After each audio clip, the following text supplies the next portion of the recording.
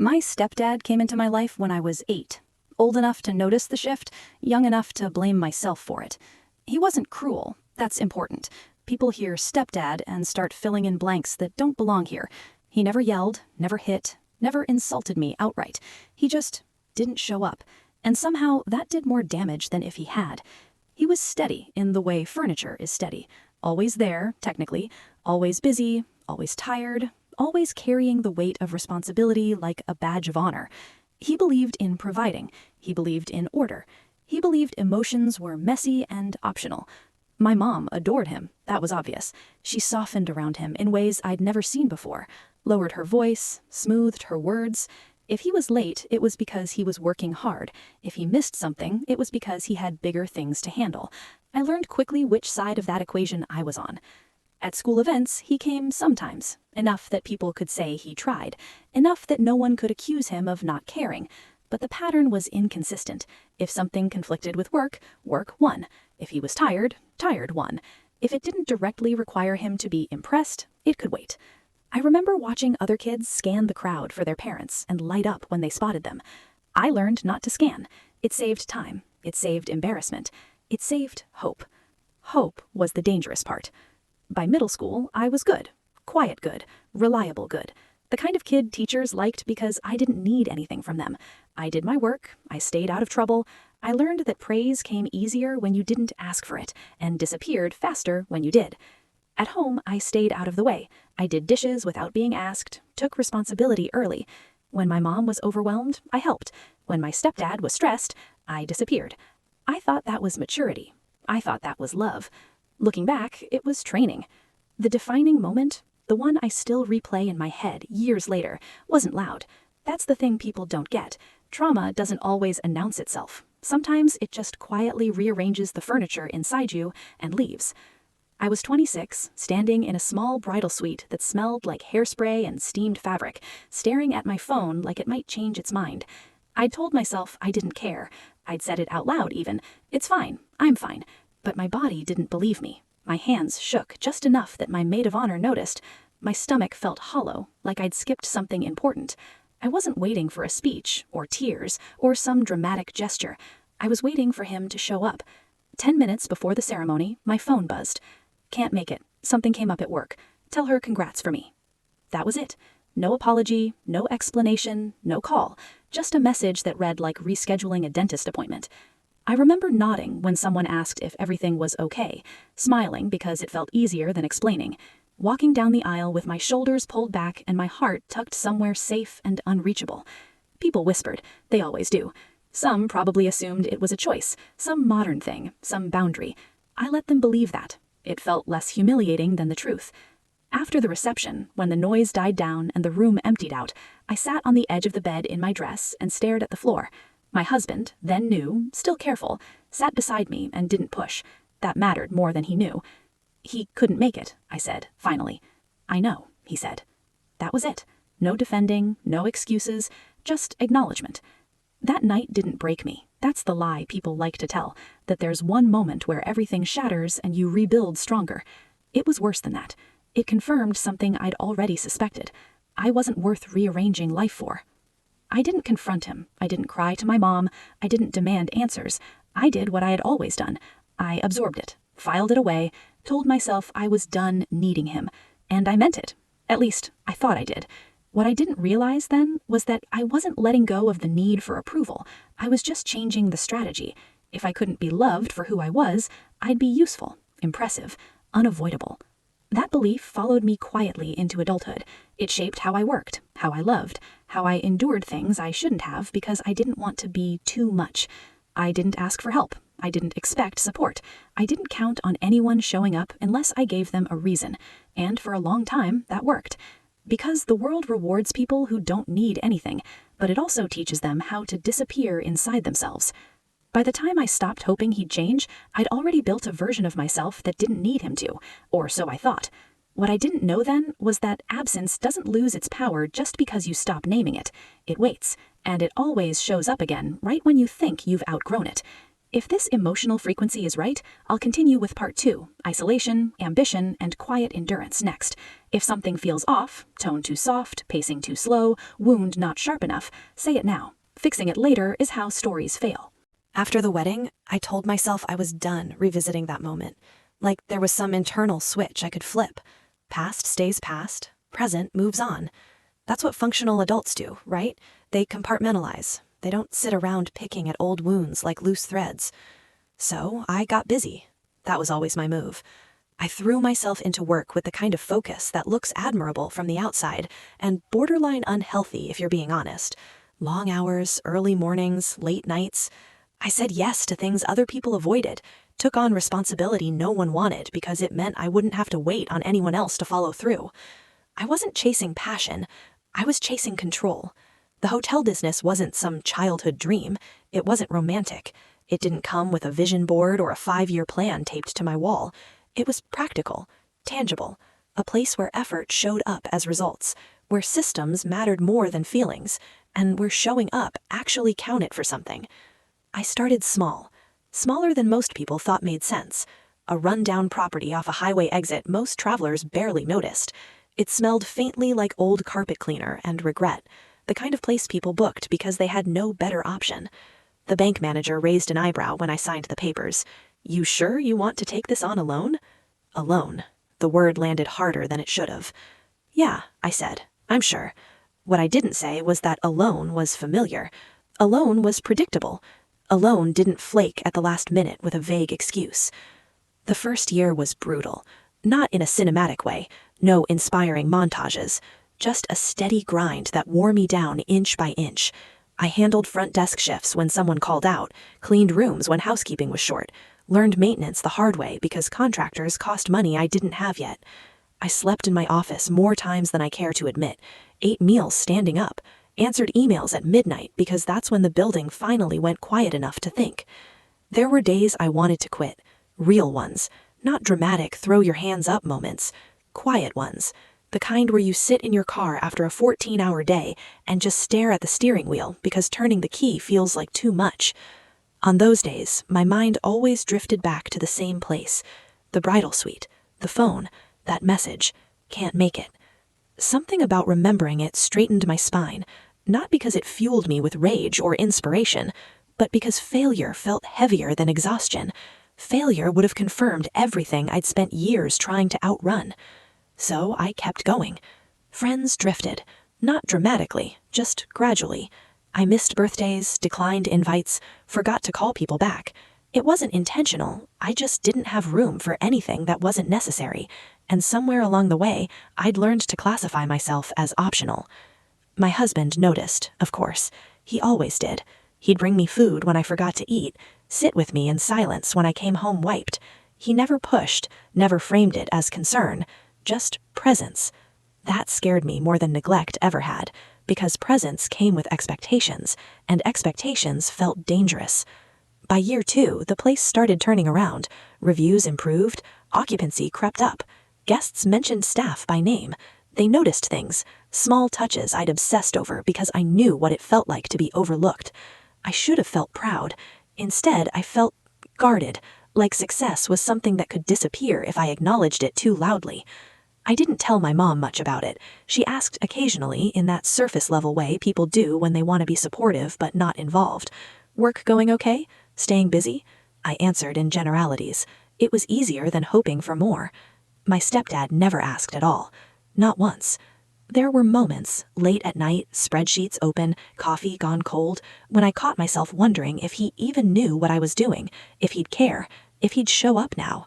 I hated those thoughts. They felt weak, so I shoved them down and worked harder. By the time I expanded to a second property, I was exhausted in a way sleep didn't fix, the kind of tired that settles into your bones. I'd wake up already bracing for the day, jaw tight, shoulders tense, like rest was something other people got. People started calling me driven, resilient, impressive. I nodded and thanked them, like I was being polite at a party I didn't actually want to attend.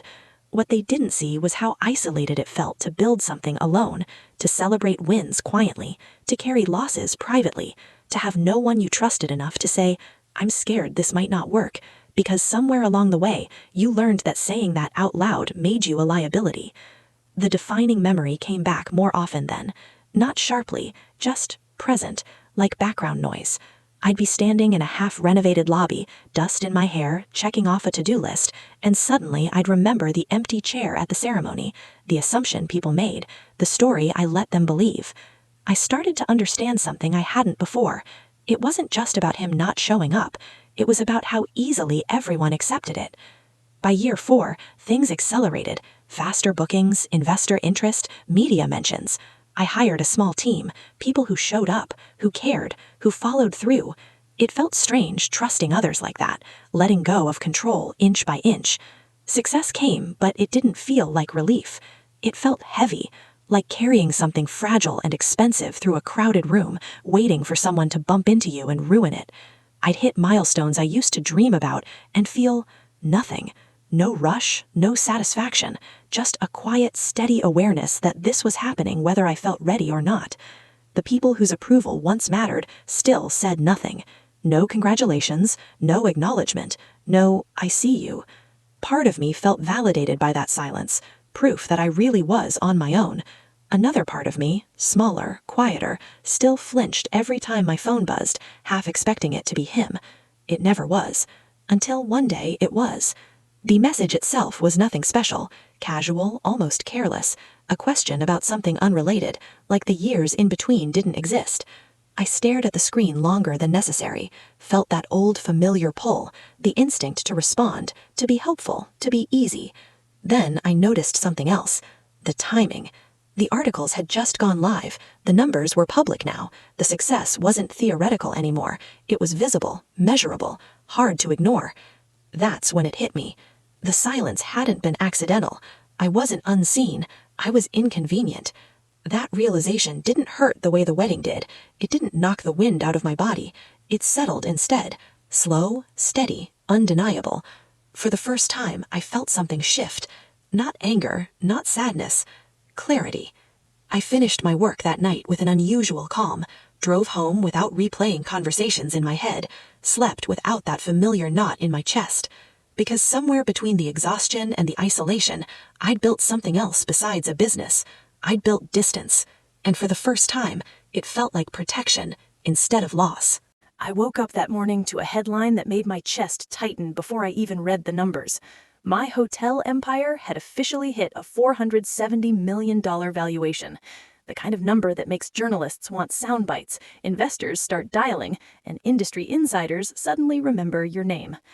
I stared at the screen for a long time, letting it settle. Not pride, not excitement, just awareness. The numbers were real, undeniable, measurable, and for the first time in years, painfully visible to everyone who'd ignored me before. My phone buzzed, and I froze. Almost instinctively, I thought it was another reporter, maybe a journalist chasing a quote. But it wasn't. It was him, my stepdad. I stared at the message like it had morphed into a riddle. Family dinner at 7. Important discussion.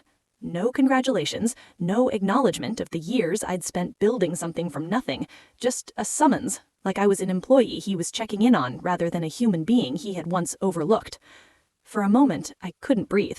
My first reaction wasn't anger. It wasn't joy. It wasn't anything familiar. It was clarity. This wasn't about him being proud. This wasn't about family. This was about opportunity, his need to use me now that I had become unavoidable. The realization landed like a stone in my stomach. The world doesn't change people. People reveal themselves, and he was revealing exactly who he had always been. I debated ignoring it, let him stew, let him twist in the vacuum he'd created for himself.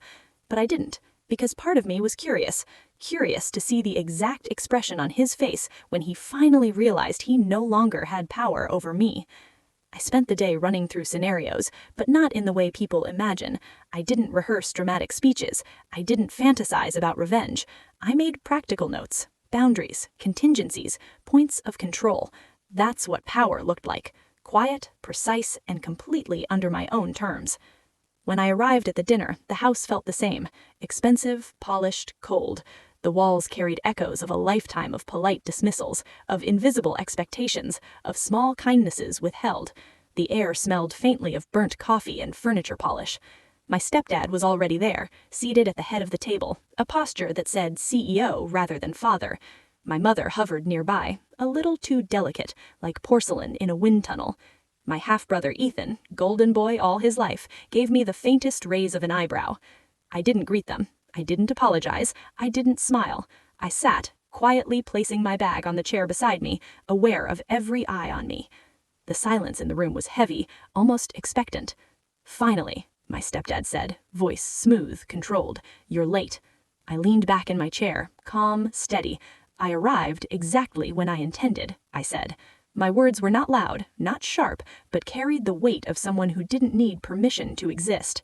Mom gasped. Ethan stiffened. My stepdad's jaw tightened.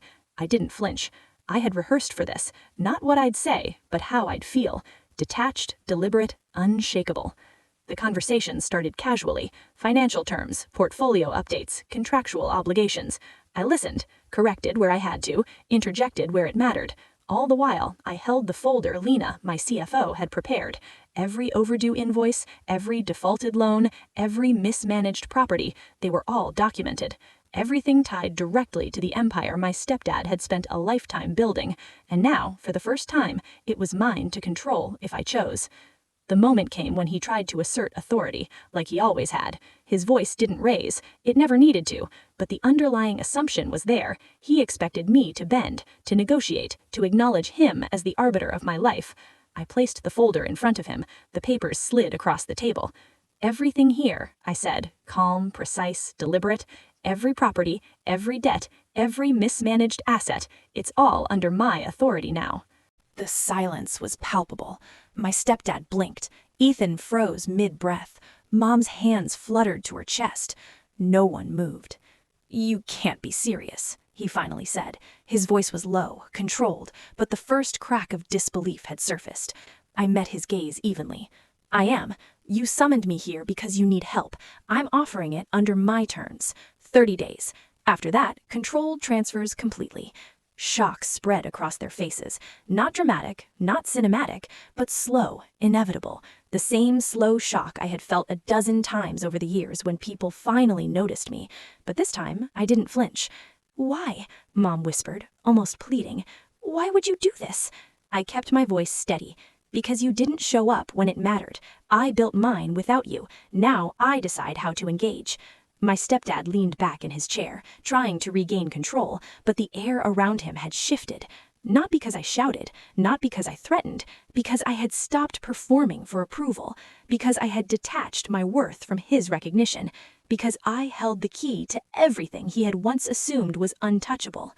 "You're trying to humiliate us," he said, voice controlled, careful, sharp. "Destroy everything I've built." I shook my head. "I didn't take anything. You lost it. I just got there first." Ethan's face went pale. You bought it all?" he whispered, like speaking the words aloud might make them less real. "Yes," I said, short, deliberate. There was no joy, no satisfaction, only clarity. Mom started sobbing. My stepdad's face darkened, but there was nothing to salvage. No theatrics could erase the years of absence, the decades of quiet neglect. No apology could undo the repeated message I had received my entire life. Your worth is conditional. Your presence is optional. And now that pattern ended. We went through the legal details, lenders, contracts, transfer of ownership. My team had already ensured the process was airtight. Every signature, every clause, every contingency had been planned for months. I wasn't reckless, I wasn't vengeful, I was precise, deliberate, and emotionally detached. By the time the night ended, I walked out knowing something my family never had the ability to teach me. Authority over your own life isn't given, it's claimed, slowly, quietly, without spectacle, without needing their approval. Driving away, the city lights streaked past, and I thought about all the hours I'd spent shrinking myself, trying to be good enough for people who never measured up to their promises. I thought about the wedding, the empty chair, the years of quiet endurance. I wasn't angry, really. That's the shift. Rage is noisy. Pain is sharp. Clarity is silent. It presses down like gravity, steady, inescapable, unmistakable. By the time I parked at home, I realized that success alone didn't heal anything. Not the wedding, not the childhood, not the isolation. But control did. Boundaries did. Choosing myself over people who had always chosen their convenience over me did. I didn't need to celebrate. I didn't need applause. I needed recognition, not from them, not from the world, but from myself. And that was complete. Because for the first time in my life, absence didn't hold power over me. Silence didn't threaten me. Conditional love no longer dictated my choices. It wasn't victory. It wasn't triumph. It was freedom. And freedom was quiet. The morning after that dinner, I woke up in my own apartment, sunlight spilling across the hardwood floor, coffee brewing on the counter. For the first time in years, it wasn't a panic-fueled wake-up where I braced myself for someone else's expectations. It was quiet, solid, my space, mine. The folder from the night before still sat on the kitchen table. Contracts, ledgers, signatures, debt transfers. I stared at it for a long time, breathing slowly. It wasn't power I craved, exactly. It wasn't vengeance. It was clarity, the kind that settles into your bones when you finally stop performing for people who never deserved the show. I didn't reach out to him, didn't text my mom or Ethan. I didn't even call Lena, my CFO. I just sat for a while, feeling the absence of their voices, not as pain, but as confirmation. The dynamic had shifted. The strings they thought they held were gone, and that alone was a kind of peace I hadn't allowed myself to imagine. Weeks passed, and I moved through my life with a new rhythm. I toured the properties I now fully controlled, each one a reminder that I wasn't repairing my father's empire. I was reclaiming my agency. Broken carpets, faded wallpaper, and shoddy renovations became opportunities to set standards, to build spaces that were intentional, purposeful, and entirely under my guidance. Guests noticed, investors noticed, competitors noticed, and somewhere in the background, my family noticed too, but in a different way than I would have imagined. Not as pride or admiration, not as apology, just awareness, recognition, the kind that comes after necessity rather than choice. Mom left messages I never returned. Ethan posted vague social media updates, carefully worded to imply distress without actually addressing me. Dad stayed silent. His pride, it seemed, had no words. For a long time, I would have let that hurt. I would have folded myself smaller to accommodate their feelings, internalizing responsibility for the way they handled their emotions. But I didn't. I realized something vital in that silence. I was no longer required to make them comfortable.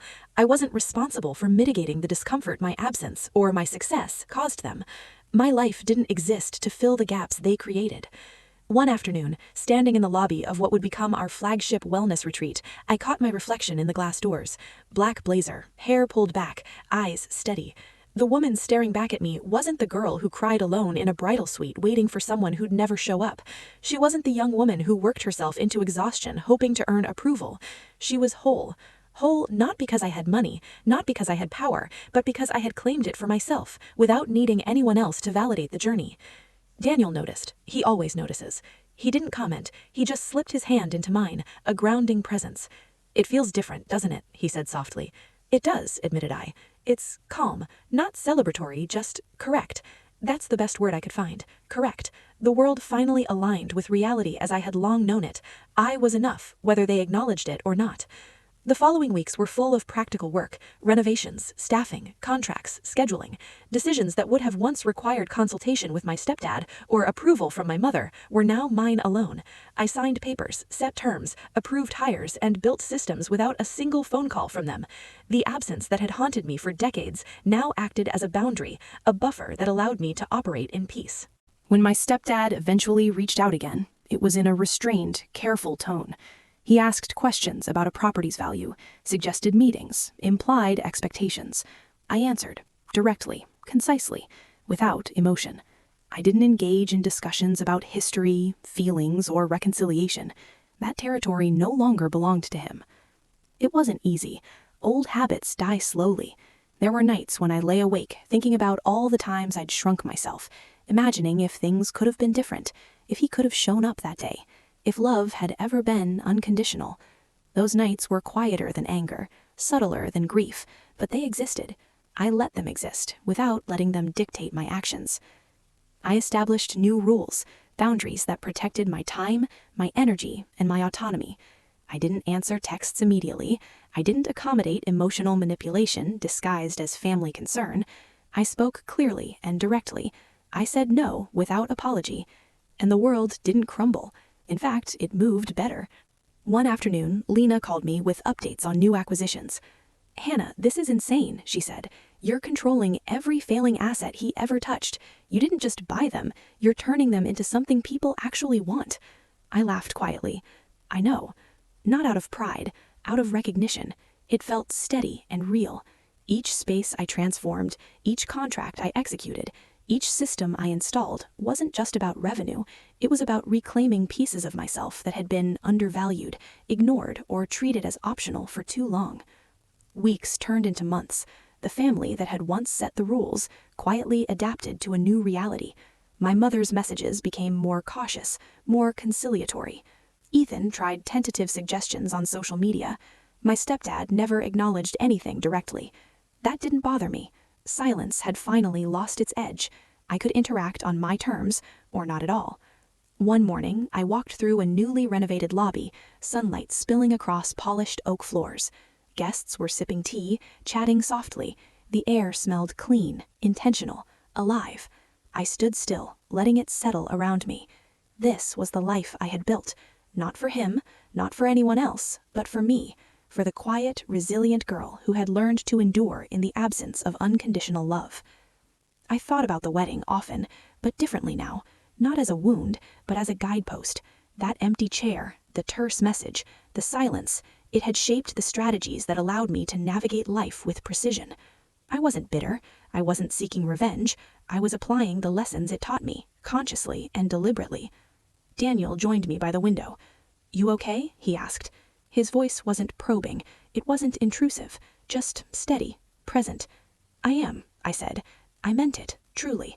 "I think I've never been better." He smiled gently, like he always does, understanding, without comment.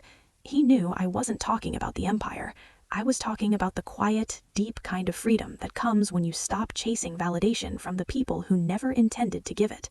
People assume that success heals every wound, that once the headlines carry your name beside numbers like $470 million, the emptiness disappears. That's not true. Recognition from others, especially those who never deserved it, doesn't fill the spaces left by years of conditional love. But autonomy does. Boundaries do. Choosing yourself over the people who trained you to be useful does. And that's what I did, every day in small ways, refusing to shrink, refusing to justify my presence, refusing to fold myself into their expectations. The freedom I felt wasn't explosive or dramatic. It was subtle, steady, quietly powerful in its constancy. Eventually, I stopped thinking about their approval entirely, not because I didn't notice, but because it no longer mattered. The silence of absence had become a protective wall, not a weapon. I could walk into a room, sign a contract, transform a space, make decisions, and leave without ever consulting them emotionally. And that felt right. It wasn't triumph, it wasn't catharsis, it wasn't a victory parade. It was acceptance, the recognition that love measured in usefulness had never been love at all, and that I didn't need it, that I could live fully, quietly, deliberately, and authentically without it. Standing in the lobby one last time that morning, watching the sunlight filter through warm oak, I understood something fundamental. Love, respect, and recognition are powerful, but only when freely given. The rest, conditional, transactional, absent, doesn't dictate your life unless you let it. I didn't let it. I didn't walk away angry. I didn't need revenge. I didn't need their approval, their reconciliation, or their acknowledgement. I simply walked forward, each step deliberate, each decision mine, each breath steady. And for the first time in my life, I could feel the quiet, unshakable presence of someone who had finally been enough for herself. The silence behind me no longer echoed, the absence no longer dictated my worth. The lessons they'd taught me, the hard, relentless training of conditional love, had done their work, and I had taken that work and used it to build a life that no longer depended on them. I was free, not triumphant, not healed in a fairy tale sense, just free, and that was more than enough.